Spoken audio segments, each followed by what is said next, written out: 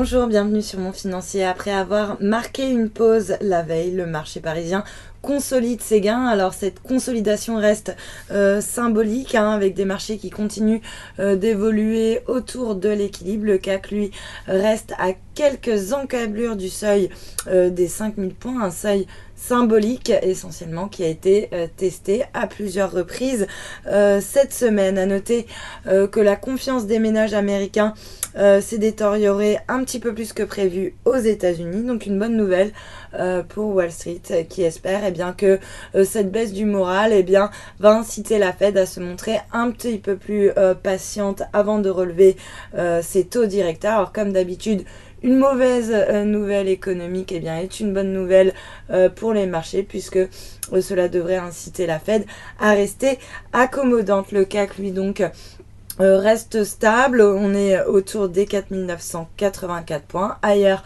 même tendance, le DAX est à l'équilibre en baisse symbolique de 0,05% du côté des valeurs. Maintenant, Michelin signe la meilleure performance actuellement avec un gain de plus de 3%. À l'inverse, le secteur pétrolier, lui, reste très mal orienté, plombé par la chute du pétrole puisque le WTI continue de reculer. Encore un lourd repli aujourd'hui, moins 3,15% à 45,57$ seulement le baril. Du coup, c'est l'ensemble du secteur qui en fait les frais avec Technip en lanterne rouge. Le titre recule de 3,5%. Total, première capitalisation du CAC qui pèse également sur la tendance. Le titre cède pratiquement 2,5%. Et puis lanterne rouge du SBF 120, ce n'est pas une valeur du secteur pétrolier mais de l'automobile. Peugeot qui abandonne donc 5%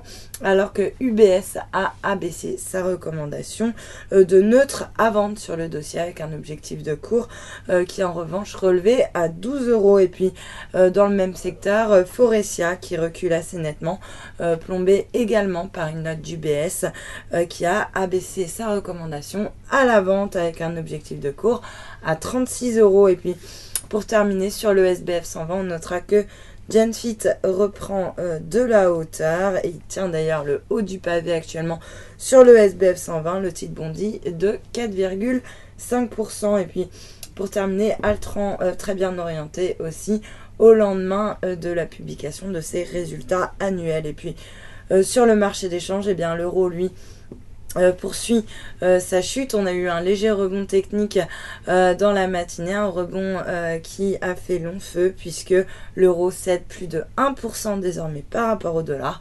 On revient sur les plus bas récents autour des 1,0512. Même tendance du côté de l'euro-yen avec une chute de la devise européenne de plus de 1% par rapport au yen à 127,48. Et puis le dollar, lui, il reste stable face aux autres devises et notamment face au yen autour des 121,27 yens. Voilà pour le point marché. Restez avec nous. Très bonne journée.